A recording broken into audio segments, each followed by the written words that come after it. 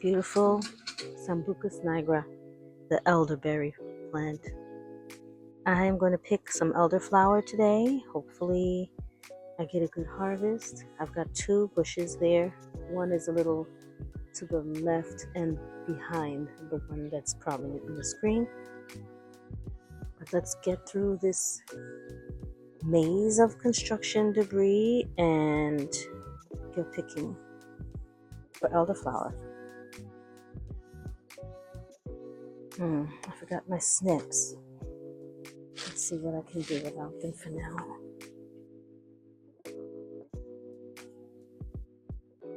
I see some really, oh, Jesus! Some really nice open blossoms up here. Oh, a honeybee. Hi, honeybee.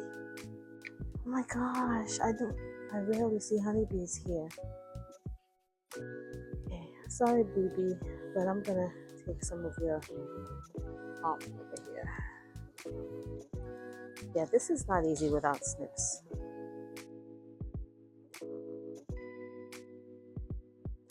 Some of the buds are still closed, so I'm going to take the stems that have the most open buds.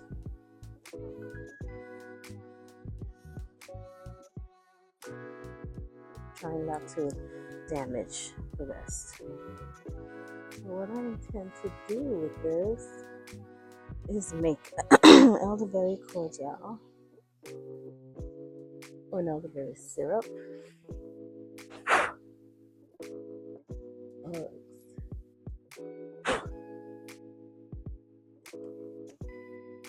So that I can enjoy it with lemonade. Probably will be the first choice.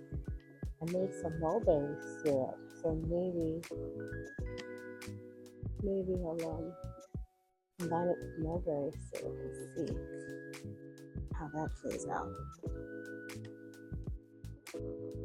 Let's bring this down so that I can reach it.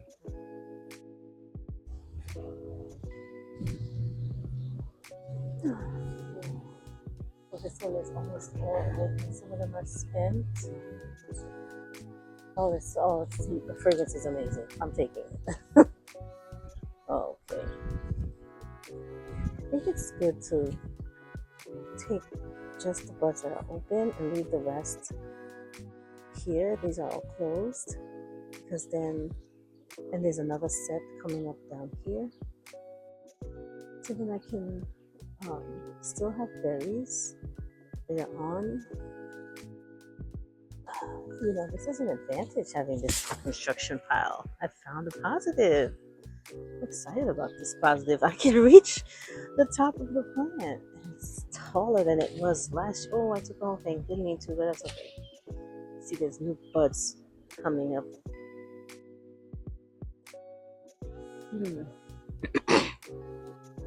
Oh, it's nice to have this advantage of this pile here. This pile of dirt is an advantage. As long as I'm not falling and slipping down the side of it.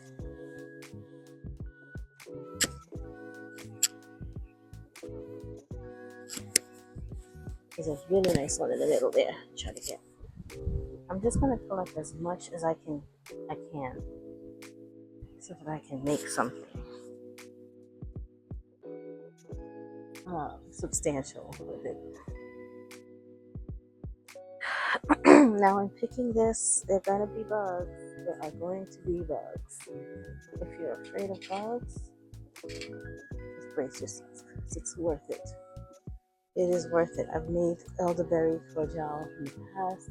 I recently went out with friends and we stopped for a cocktail on the way to the event, and I had an elderberry drink, and it was just nice to know I could make it myself at home. I think it was a gin base with an elderberry cordial. And I actually think that the drink I made would be even better. So, okay, so let's see. I don't know. Those are even open. There's so many. Oh my god, I could never reach the top of this thing. And the one back there, and I can't even, no, I can't reach back. I'm not going to risk it. And, well, maybe I will. Let's see. Whoa! Don't hurt yourself. This one's not open. With this, you can see all the new, oh gosh, all the new, let me stop talking and get through this first before I start talking. Okay, all the new branches inside that are green, the stems are green from the base. Plant. Yeah, this one is good. Some of them are spent,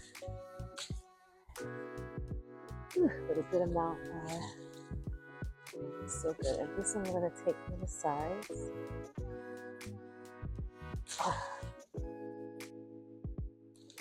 Okay. Whew. We'll slow down and they're bugs. Okay, so the bugs, back to the bugs. I'm just gonna let it sit out in the house. See if I can get all the bugs off of it out here. And then if I let it sit, a lot of the little bugs will just fly off. They won't stay on.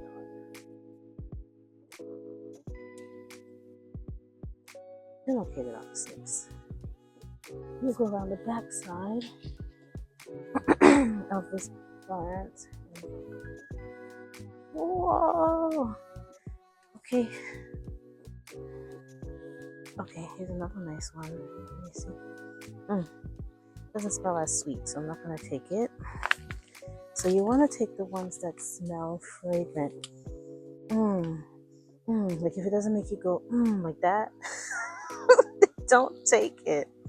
If they're looking a little brown and like they've been open for a couple of days and not quite in their prime, don't take it. Alright, so I'm going to sit this down right here. Alright, so this is what I'm talking about here. Let me see if I can find a good example. Here's a perfect example. This one. So this is the whole bract flowers, and on the outer portion you have the buds opened, and then even on this one, the ones in the towards the center of the entire bract are still closed. This one is still closed. This one is still closed. This one is mostly open, just a few buds still closed right here. So what I'm doing, the ones that are mostly open, taking those and leaving the rest, because then these will stay on and they can give me elderberries. They are still fresh because not all of them are open, but the majority of them are. So I take the ones that are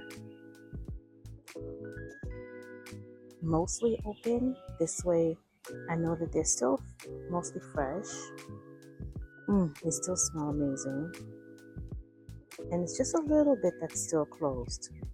But then there's still a whole bunch that are not open at all, and they will be still behind to get the elderberries. So kind of sharing the plant, well, not really sharing the plant, but what I'm thinking of is sharing with myself, I guess, some elderberry and some elderflowers. So I'll have, this is two big, gigantic bushes. I have another plant over there that doesn't do as well because it's in too much shade. I need to move it, but I'm going to wait till after the fruiting season to move it. But these two bushes here are enough for me to have loads and loads. I still have from last year that I didn't make anything with the berries. Still, they're in the freezer. So I am not concerned about taking too many flowers right now, actually. This is gorgeous, so gorgeous. This smell is amazing. So the Elderflower Cordial is more of a aromatic. So when you make it and mix it with other drinks, make maybe a lemonade with it, put it with some salsa water, or add it to um, some liquor or spirits to make a nice drink, alcoholic beverage. There's so much you can do, so many options. You know, you can trial different flavors together, see what you like. But ultimately, it's simple to make, and it's an aromatic that adds the scent. Like for example, if you think of different types of seltzers that have the essence of a fruit, when you go to taste it, you don't taste any fruit, you just taste the essence, or you smell the essence. It's kind of like this, but Elderflower Cordial is a little bit more because the way that you make it, it does have flavor on top of the scent of the essence. But you get the fragrance of the flower as you sip, and then you taste the sweetness with the sugar and the zest of the lemon that you put with it when you make it. Now, syrup, elderberry cordial and elderberry syrup are very similar, I think. I think the difference is in the amount of sugar, but ultimately the way that you make it is very similar. The main thing being that you want to infuse the fragrance of the flavor of the elderberry flower in the liquid. Okay, so I think this side, I haven't taken everything, which is fine. I don't want to take everything, but most of the flowers that are open, let me see if this is good. Still smells good, but on this particular bract, the ones on the outer side are, I think they're done. It's not that they're closed. I think they're done. I think that's like the bud has opened and completed, and now you have the start of elderberry here. Because it almost looks like the bud, but not quite like this. It's much smaller. I'll sacrifice this piece and show you what I'm saying, because it's a little far to see. But on the outer edge, which, I mean, like I was saying, they open up from the outside to the inside. But in this particular one, this was on the outside, and it looks like it's a bud, and the inner flowers are opened. But I think what it actually is they've been opened, they're done, they've been pollinated, and now this is the start of the elderberry. So the buds open from the outside of the bract in towards the center, and then the outer ones finish, the petals fall, and you have the elderberry starting, the fruit setting. I think that's what's happening. So take the ones that are opening from the outside in, and the ones that seem to be looking like buds, but not quite. I mean, they're smaller, and they're not like this little ball like you might. I don't know if you can tell, but here is a bud that's not quite open, just a little bit open, but it looks more like a little ball. You can see the petals, it's more puffed and round, whereas this is a tiny, can't even keep it in my hand, a tiny little thing, no petals on it, can't even see it. So basically take the ones that seem to be opening from the outside in. If the outside is starting to do this, then it's spent. You don't want it. This is definitely still fragrant, so I'm keeping this. Okay, so these are things, some of it I'm learning as I'm picking, with a little bit of reading beforehand. And things that I'm noticing as I go. I mean, I have done this before, but my retention is not great, so things that I might have learned last year, I don't necessarily recall this year. You know, it takes a few tries before it becomes like pasted in my memory. So it's always good to keep looking things up, keep checking, refresh your memory. You know, anything like me on that front, it's a good idea to check and recheck and research and review things that you, even though you've done it before, you read again. You know, sometimes things change too. But anyway, this looks like enough, but honestly, it's not a lot. It really isn't a lot.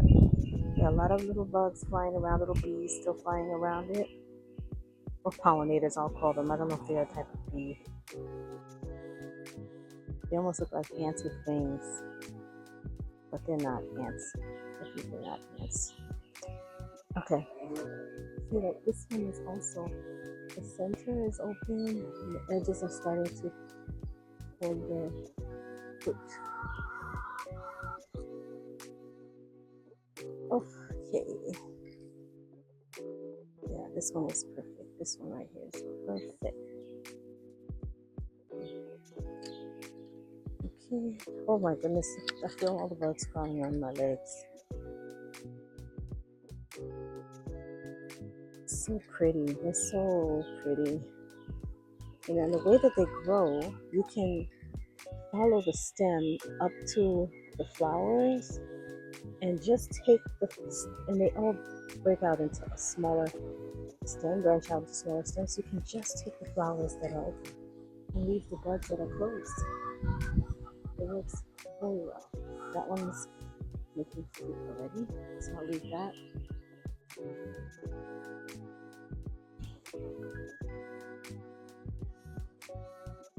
A lot of the petals are falling on the ground already. This is a small head here. This is looking really good this year. I've never pruned this plant. The first bush that's here, the one that's right now to my left, I've never pruned it. I've taken off dead stems, but I've never pruned the plant. And I did notice before this new one sprouted here,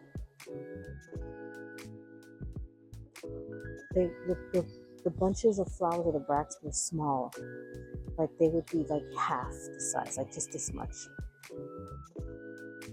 And when this one popped up, I noticed the difference. Because prior to that, I didn't really notice the difference. But now, when this one came up, I noticed how much larger the bracts were. Compared to this one, it's huge. You see it? Look at how big. It's bigger than my face. It's huge. And I have two smaller side ones on the side. The main central one is still bigger than my face. But I noticed the difference when this one popped up because it was new, it was young, jovial, and the bracts were just huge. So that's when I realized, you know what? I went back and I reviewed more information about the plants and saw some information about pruning, that I really should be pruning anything over 2 years old. So what I noticed also is that the newer shoots are easy to identify because they're just green. From the base of the plant up to the top, they're green, but the older ones are wood. They're more woody. So let me see if I can bring you in closer and show you exactly what I'm saying. This one here is completely green,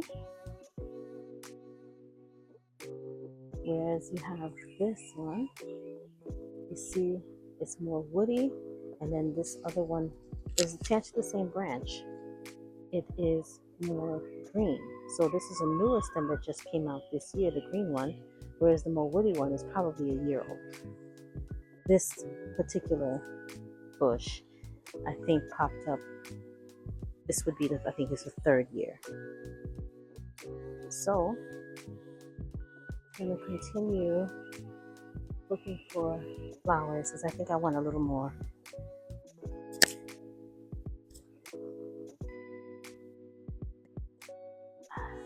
Let's see.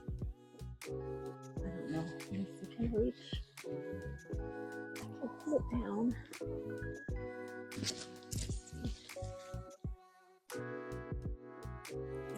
I'm just taking a whole thing. Beautiful. It was worth it. All right, I'm gonna have to go around the other side. I don't know. Pushing them down in there. It's hot out here. It is really hot. Yeah, that construction heap of sand was a huge benefit for me doing this. If that was not there, I'd have to get on a ladder, and I do not like climbing on ladders.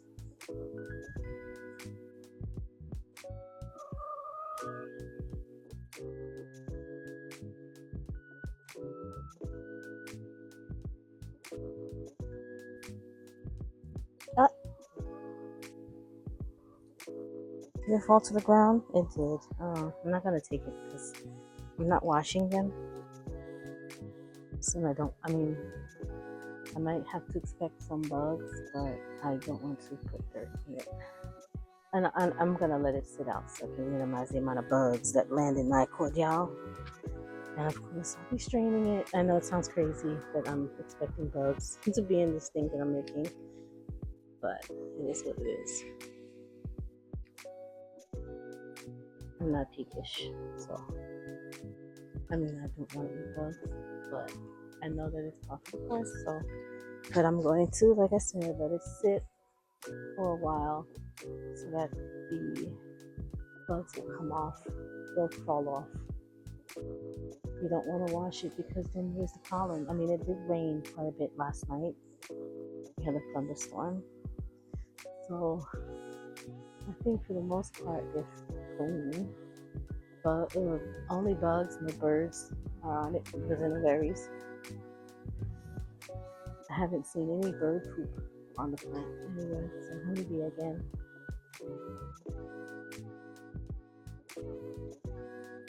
Oh my gosh, if I had a beehive, the elder honey, oh, that must be good. Oh, fragrant. Oh boy.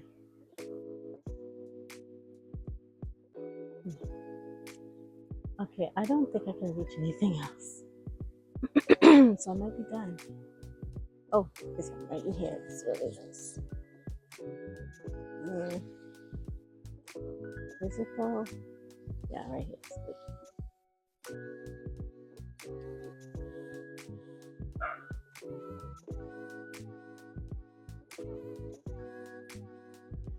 Ooh, okay, bug, on my face. It's out of my face. This one is good too.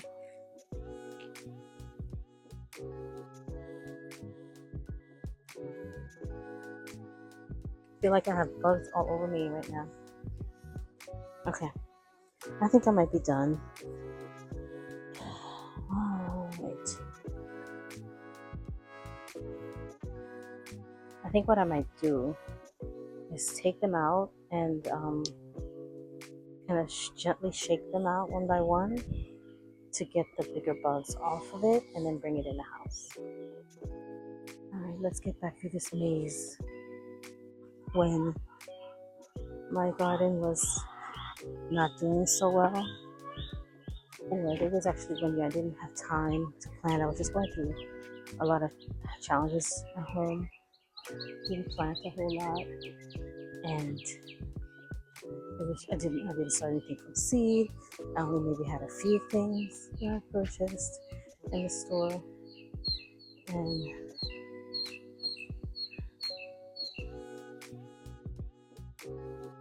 I didn't have a whole lot, but I figured out how to benefit from what I did have. That year, I learned a lot about foraging. I learned a lot about some of the things that I did have going that I could make things with. For example, the nasturtiums. I learned a lot about nasturtiums and made some really good things with nasturtium. Okay. Alright, so here are the elderberry. I'm gonna move something over so I can put this down. Go. You can move too. Okay.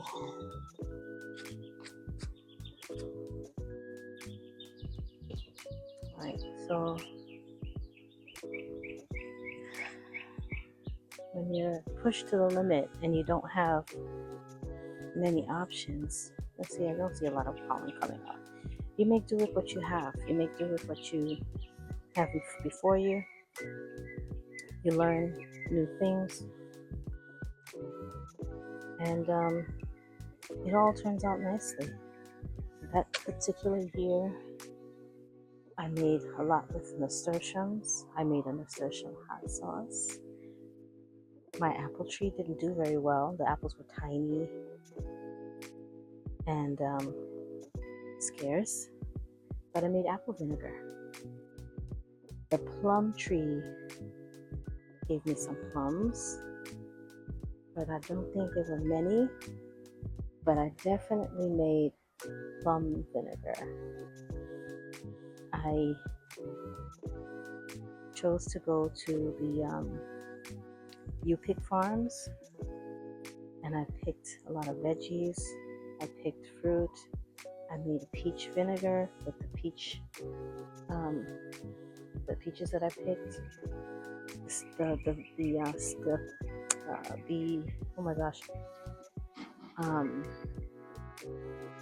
The skins and the pits, and of course the pits were fleshy, so they had some peach flesh on them. And then I also picked apples. I made apple butter. I bought mangoes at the Brooklyn Terminal Market, a big case of mangoes, and I had some habaneros from the U-Pick farm, and I made a mango habanero peach hot sauce, fermented hot sauce. I also made a red hot sauce, fermented hot sauce. I probably wouldn't have learned about all those things had I not had that experience with the depleted soil and or no planting, So bottom line, the point is, make do with what you have. Right now I have a lot of elderberry flowers, so I'm going to make elderberry cordial, maybe an elderberry syrup.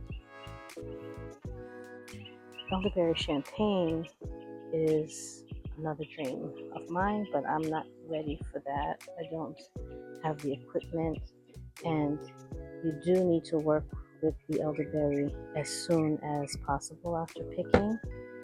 So I'm actually gonna, the bugs, while I'm shaking off the bugs, they're coming right back to the bunch I have in my hand. So don't know how well this is gonna work. I've got a lot here. Okay. And you can already see the ones that I've picked are already, what's gonna happen is when I go to soak them, I think that I'll do a variation of the instructions that I saw. I'm going to soak them first before adding the other ingredients, and then I can strain off any floaters. Come to the top. Oh my god. And then I can assure that I have no bugs in my drink. Yeah. And then I will be straining them afterwards as well. Yeah, the bugs are just, you see this, right? Alright. Thanks for hanging out with me while I collect elderberry flowers.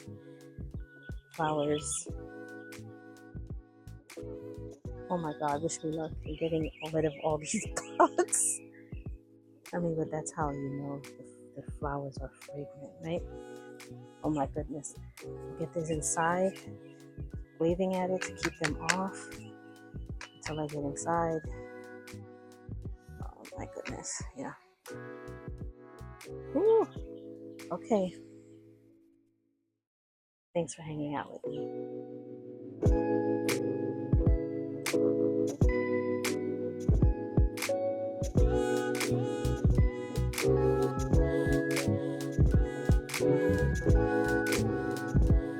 Okay,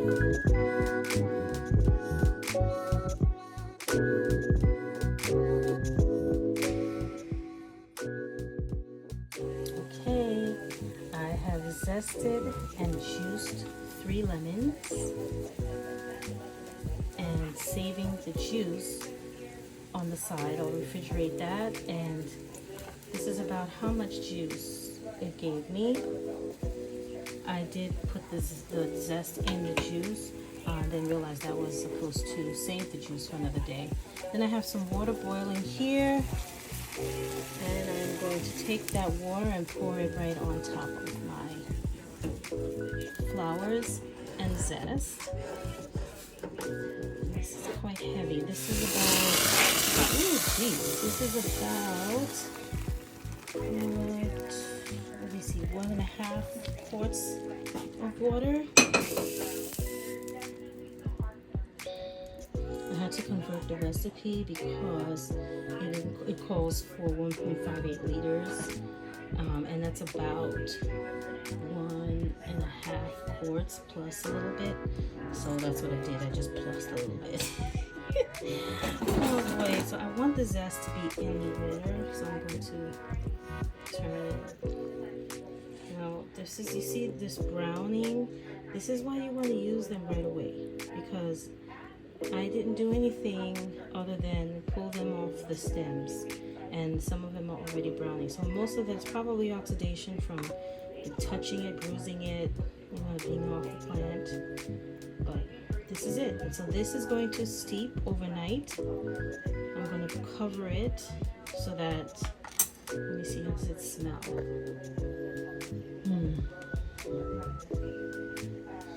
Smells good. So I tried to remove as much of the thick stems as I could. There's still some little stems in there, but that was okay. You don't want the large stems, it'll be a little bit bitter. So we're not going to include the largest stems. I've already put them for a compost pile. But this is gonna steep overnight. Tomorrow I'll complete the process, which will be to add the lemon juice, sterilize some jars, and add the sugar. We'll strain this, and then in the pot we will add the sugar, cook it down, add the lemon juice, bottle it. I ordered citric acid because I don't have any, so I'm just glad that this process allows me to get my delivery. Now hopefully it comes in time, but this recipe does not require citric acid. If you water bath can it can last you up to a year. If you don't water bath can it, you just leave it in the fridge and use it up within a few weeks, which is likely to happen anyway. So the citric acid isn't completely necessary, but I'm going to probably add it just because I don't know if I'm going to be prepared to water bath can it tomorrow. I have the equipment, I can do it. It's just a matter of having the time to dedicate to it, which I'm pretty certain I won't have. Saturday is a busy day around here. But I will likely add the citric acid this way that I can keep it a little bit longer. I can store some for later, basically. Have a bottle dedicated to use now and a bottle that I can use later on, like in the winter months. That's the plan. But here we go. Elderflower Cordial on the way. Oh, I can't wait. I can't wait. It's going to be so good. I'll bring you back tomorrow to finish off the process. Hey, I'm back. It is now actually 2 days later, and I just got so sidetracked with life that I couldn't complete the product yesterday. So what I did was I put it in the refrigerator because I did not want it to ferment, and after 24 hours it will start the fermentation process, so I didn't want that to happen. So I put it in the refrigerator to avoid that, and I'm here again the second day later. What I did was I strained the elderflower and the liquid, the water that it was infusing into the pot, And then in that pot, I added the lemon juice and 5 cups of sugar, and I have it simmering now. So you let it come to a boil, make sure stir it to make sure the sugar dissolves, and then you let it simmer for about 10 minutes. After I did that, while it was working, I squeezed the life and all the juices out of these flowers into this cup and kept adding it to the liquid on the stove. Now I am sterilizing these jars, or really heating them up, because I washed them in the dishwasher yesterday, and now I'm heating them up so that they can receive this hot liquid and not crack on me. And then I'm going to get out my, I forgot to mention citric acid, 2 tablespoons of citric acid. I'll put the recipe down below, or better yet, link you to the blog. Lovely Greens, Tanya Anderson is the blog writer and YouTuber, gardener extraordinaire, that I found this recipe with, and I know her videos and I've seen her for years. I've watched her channel, so I know that this is a great recipe because I just trust her. I've seen what she's done in the past and so on and so forth. So anyway, I'll link that below so that if you want to do this, if you have elderflowers, you can watch, you can do the same recipe. So I'm heating up these bottles. I'm going to bottle the syrup into this, and then I'm going to water bath it, can it for 30 minutes. This way I can keep it on the shelf. I'll probably keep 1 bottle to use within the next few weeks, and that'll be that. So I'll bring it back again when it's all done.